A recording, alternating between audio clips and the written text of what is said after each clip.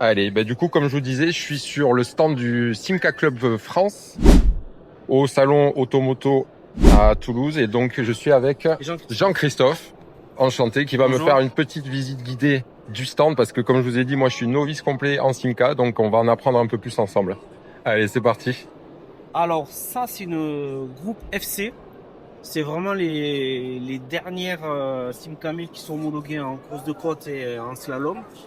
Alors c'est des versions ultimes, entièrement polyester sauf le toit, capot, aile, porte, ça fait 680 kg. Il y a plusieurs évolutions mais ça vraiment c'est un proto ultime. Dedans un tableau de bord vraiment préparé pour la compétition, levé de vitesse surélevé pour avoir des passages de rapport très courts. Ouais. On a eu la chance de voir l'intérieur. C'est magnifique. Alors cette auto, ce qu'il faut savoir, c'est que les Simca 1000 sont d'origine avec des lames à l'avant. Mais en fait, il y a eu plusieurs versions de train avant, mais c'est un train avant triangulé avec un triangle, comme une formule. Frein ventilé, étrier de frein de Visa en aluminium, donc léger, amortisseur sur mesure avec ressort. On était sur combien de pistons à l'époque là, sur deux pistons. Deux pistons, c'est ça? Ça c'est deux pistons aussi, mais le poids est léger. Oui. Le train arrière, donc pareil, ça c'est le frein d'origine, disque d'origine, c'est pas trop frein derrière, c'est une propulsion. Barre stabilisatrice. Barre stabilisatrice Voilà. à l'avant et à l'arrière. À l'avant et à l'arrière. Ouais. Montée en rigide, pas de cylindre bloc en caoutchouc forcément. Ouais. Et après le moteur, donc le moteur c'est un 1600 injection. C'est un 1600 injection avec des pièces de JRD, c'est des pièces d'époque, c'est un préparateur JRD qui faisait aussi un moteur Chrysler. Et ça c'est vraiment une pièce de musée parce qu'on va dire c'est un 1600 injection qui fait 160 chevaux. 160 chevaux pour, voilà. On a dit 680 kg à peu près. Boîte Hewland, boîte à crabot, 5 vitesses. Donc les boîtes à vitesse à crabot, en fait, on passe les vitesses sans débrayer. Ok. Alors, et ça tourne toujours sur... Elle tourne toujours, ouais. La dernière fois, il a fait une course de côte, là, slalom de Condon. C'est vraiment une auto magnifique. Ok. Est-ce qu'elle est déjà partie à Goodwood, celle-là, pour faire une course de côte? Non, elle est pas partie. Je pense que même là-bas, ils savent même pas ce que c'est des Simca 1000. Allez. Alors ça, c'est un CG. C'est un CG marque français, Chapré Josselin. C'est une auto qui était produite dans les années 70. Alors ça, c'est la version compétition. C'est un kit carrosserie de compétition. En fait, ils avaient pris une 1200S qu'on voit, la bleue là-bas. Ils avaient récupéré toute la mécanique, le châssis, ils avaient moulé le châssis, ils ont fait donc la coque en polyester autour d'un 1200S. Et donc c'était mécanique Simca au début, quand on achetait les CG en concession Simca, il y avait 1100 produits, 1150 je pense comme ça, de produits. Et on pouvait les acheter. Et donc il y avait mécanique 1204 de 1200S, train avant, train arrière de Simca 1000. Ok. Et donc ça c'est la version compétition. Bernard Fiorentino avait demandé, quand il voulait avec les CGMC, de couper l'avant pour limiter le porte-à-faux. L'avant n'est absolument pas celui d'origine. Ouais, on le voit, on voit aussi la largeur des pneus, etc. C'est monstrueux, surtout à l'arrière. Les ailes sont élargies à l'arrière. Feu de DS Biode, petit phare de Porsche, anti-brouillard. Ok, ouais, donc c'est vraiment une voiture qui est montée de toutes pièces, en gros, sur base Simca, mais montée après... C'est un vrai proto. CG a détrôné Alpine, Bernard Fiorentino à la Ronde-Sévenol en 76, je crois, je vais peut-être dire une bêtise, a eu un record qui n'a jamais été égalé. Donc ça, c'est un vrai proto avec sortie d'air sur le capot, donc ça fait stabiliser l'avant. Ouais. Le tableau de bord, bon, pratiquement d'origine, sauf que ça, je l'ai habillé en carbone avec la montre d'avion là-bas qui était aussi, il y avait Montgéger, mais Montgéger, ouais. Pédalier en aluminium. Pédalier à alu. CG 548. On devait pas être assis confortablement là-dedans quand même à l'époque. Ça devait faire un peu mal au dos. Là, il est pas fini. Elle est pas finie, ouais. Donc après, ce qu'il y avait sur les CG MC, c'est le capot qui s'ouvre entièrement pour avoir l'accès au moteur. Parce que d'origine, le moteur était central avec une boîte Porsche. D'accord, c'était un moteur arrière central à la base. C'était CG et Matra qui avaient créé le CGMC. Ok. Voilà, ça c'est une belle petite réplique du CGMC, sauf que j'ai gardé le moteur 5K et le réservoir fait sur mesure en aluminium, Ouais. les bouchons Berlier. Ça a emporté, vous savez combien de litres ça a emporté, ça, ou pas du tout? Là il fait 63 litres. 63 litres en tout. Belle petite bête.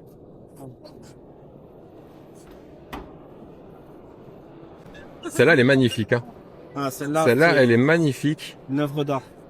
La Simca couleur, Rally 2, c'est ça, de 1978? 77 celle-là. 77? Voilà. Bon, ça a peu d'importance. La base, ça reste toujours la même, c'est une Simca 1000. Donc aussi, groupe FC, entièrement polyester, Ouais. avec une déco incroyable. Train à lame, d'origine, bien travaillée, elle tient très bien la route, j'ai roulé avec. Elle a tourné sur circuit, celle-là aussi? Course de ou- côte, course de slalom, côte Ouais. dans le coin, Tarbes, Lourdes, Ok, ouais. très bel auto. Bon, en tout cas, le jeu de stickers, etc., il est magnifique. Hein. Ouais. Franchement, les rétros aussi. Juste un petit coup d'œil sur les rétros. Ça, c'est d'origine. Ah ouais? Oui, pas le sticker, mais ouais. Donc tableau de bord épuré. Alerte. Épuré, et puis le levier de vitesse surélevé pour avoir Ouais. le rapport plus court. On les voit encore, ces leviers de vitesse sur certaines voitures, comme les Lotus aujourd'hui, sur des V6 Lotus. Donc 1300, Simca 1300, injection électronique, boîte 4 à crabot, train arrière retravaillé avec des gros freins, bien rabaissé évidemment, hein, forcément, pour la tenue de route. C'est une très belle auto, j'ai roulé, j'ai fait un slalom avec, j'ai eu plaisir à rouler. Ouais. Par contre, c'est pas homologué route, on peut pas aller faire, ouais, on le monte sur la remorque et on arrive et, Pas avoir de contrôle technique, on peut rien avoir. ouais, forcément. Elle est magnifique, celle-là. Ça va, mais...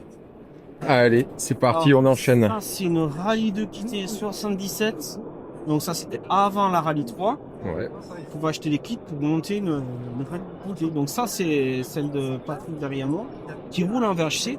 Donc véhicule historique de compétition. Alors c'est très fermé, la législation est très fermée. On ne peut avoir que ça pour homologuer. Elle en tôle, contrairement au groupe FC qu'on avait entièrement polyester. Ok. Elle en tôle, seules les extensions sont polyester. Porte en tôle. Selon capot en tôle aussi. Arrière avant en tôle, face avant en tôle, face arrière en tôle. Alors que le groupe FC c'était entièrement polyester. Ok. Donc là, c'est les règles de la catégorie Groupe 2. du groupe 2 qui veut Qui ça. existe depuis 73. Ok. Et tableau de bord, magnifique tableau de bord, intérieur vraiment sport. Ah ouais, on voit quand même que on est presque sur un tableau de bord d'avion de chasse là, avec tous les. Ça a été fait Tous les manos. Ouais. avec Minus. Alors on voit il y a quand même des prises USB. On a modernisé au fond. Ouais. Pédalier alu, forcément. Non, ça c'est d'origine. Ah, c'est d'origine? Ça c'est d'origine. On n'a pas le droit de modifier le frein. Pas le droit de modifier. Frein d'origine. Ok.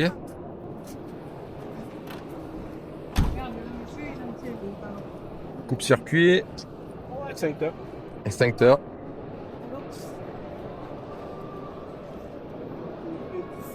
Et le moteur, donc c'est un 1300 Ouais. avec des pièces de Morenec, ex JRD. 1300, on peut avoir que du 1300 2, boîte à crabot. Ok, que du 1300 sur cette Que tête. 1300. D'accord. Ça marche. Et celle d'à côté, la jaune? Alors, ça, c'est la mienne. Ah ouais. Félicitations. C'est magnifique aussi. Donc en fait, il faut remettre un peu l'histoire. Donc il y a eu les groupes 2, mais avant, on avait eu les groupes 5. Alors il y a eu 3 groupes 5 qui étaient très connus, c'était Enjolras, Bocard et Rousseau. Donc ça c'est la réplique de celle des frères Rousseau. Donc, ils ont commencé en 72, ils ont arrêté en 76. Ouais. Et les groupes 5 c'était une catégorie très libre, on pouvait faire ce qu'on voulait quasiment. Donc la voiture est entièrement polyester. Elle est entièrement polyester et elle est homologuée en VHC. Donc en fait, à la base, on pouvait avoir que ça. Ouais. Et j'avais monté un dossier pour faire homologuer cette groupe 5 en VHC et ça a été la première homologuée en VHC, groupe 5. En 2018, j'ai fini. Elle est homologuée en 2018, juin 2018, exactement. Celle-là, ça a été la toute première du coup. Toute première. Ok. Je suis en contact avec les pilotes, donc ils sont contents Ouais. de voir que je l'expose. Et en termes techniques, il y a quasiment tout de spécifique. Il y a sur le capot avant. J'avais beaucoup travaillé à l'époque les réflexions des masses. La batterie a été encastrée. Ouais. Même le bocal de lave-glace est posé sur la crémaillère. D'accord. Tout a été allégé. Avant, donc, c'était des caisses de première génération, comme on voit celle-là, qui avait un boîtier à la fin. Ouais. Et ces caisses de première génération faisaient 40 kg de moins que les deuxième génération. D'accord. Les caisses ont ce dessin sur le tablier qui les différencie. Donc les tôles, au lieu d'être 1 mm, c'est 0,7. Ok. Aucun renfort. Rien du tout. Rien. Et là, on est sur un poids vide de combien à peu près sur ce genre de véhicule? C'est 640 kg. Ok. Et C'est un vent d'origine, quasiment d'origine à lame, avec crémaillère, frein d'origine. Ce modèle-là, des 3 groupes 5 était à lame, les autres étaient en triangulé. C'était la seule qui était restée à lame. ok. Monté sur origine, cylindre bloc en bronze, taillé dans la masse, avec fixation de crémaillère de barre stable. Et l'intérieur? Un tableau de bord vraiment qui fait proto, Ouais. de Tripmaster. Le Tripmaster au fond à droite là-bas. Je zoomerai dessus, mais vous le verrez bien. Yes.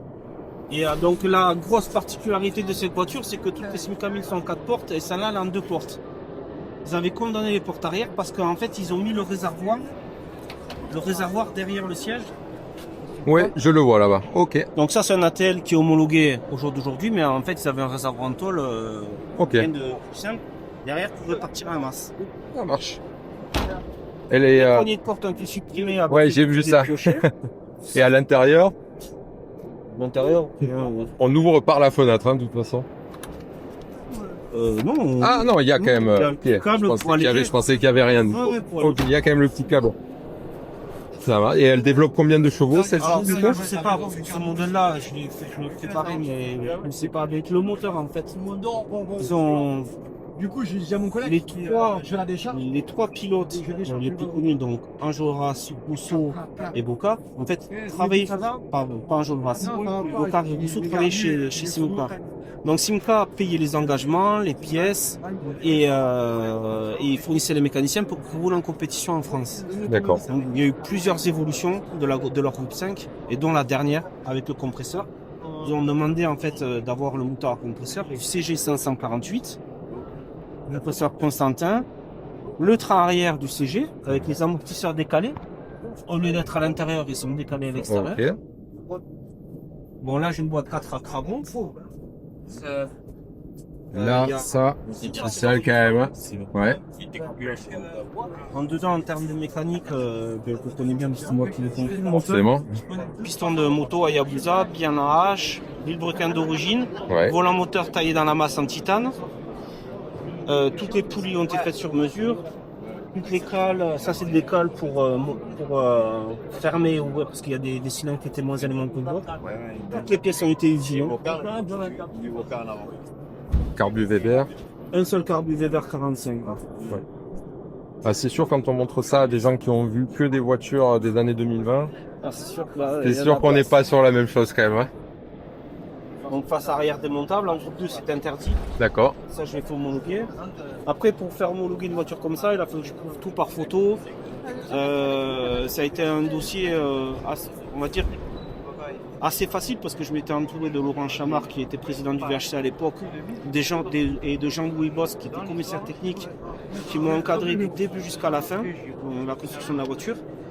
Donc quand j'ai amené le projet, normalement théoriquement on ne devait pas le faire, mais c'était impossible à faire, homologuer. J'ai envoyé les photos au fur et à mesure et en 8 mois j'ai construit la voiture et eu l'homologation en VHC. Super. Ouais, c'est quand même, ça reste des délais, on va dire, normalement C'est assez 5 ans en longs. moyenne. Ouais, voilà, ce que j'allais dire. Ça reste des délais normalement très longs. Même avec des bons contacts, ça peut quand même aller un peu plus vite. Mais voilà, ça se fait pas. Il y a des gens qui, des fois, qui pensent, je vais acheter, je vais modifier.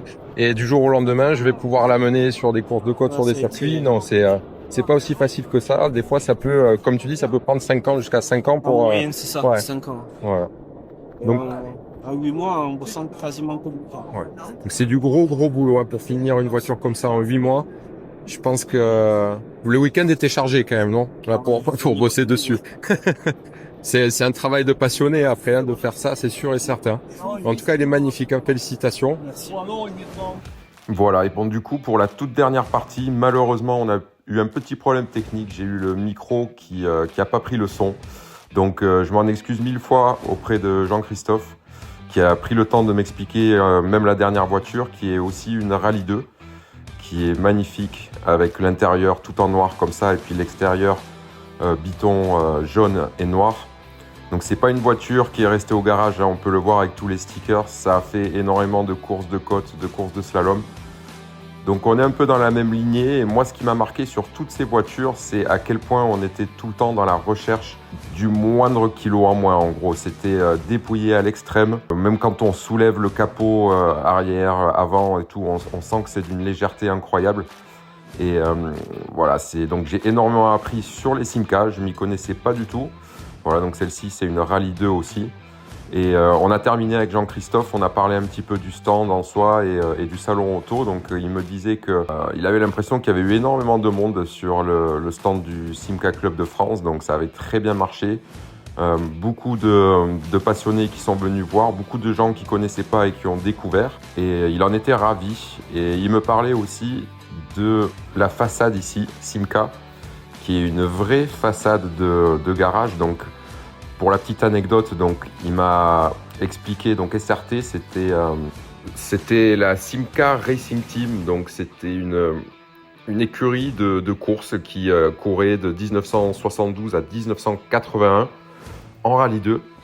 Et donc pour la petite anecdote, il a ramené cette devanture de garage donc pour le salon Automoto classique à Toulouse.